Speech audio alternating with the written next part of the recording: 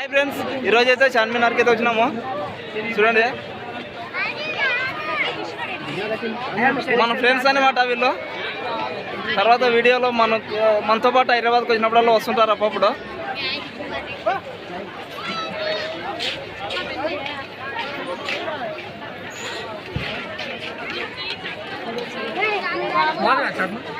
పైకి అయితే ఎక్కాలనుకున్నాము కానీ టైం అయిపోయింది.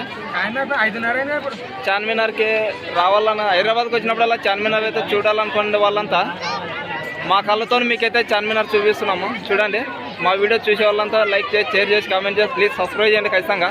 ఎందుకంటే చాలా మంది సబ్స్క్రైబ్ చేయడం లేదు.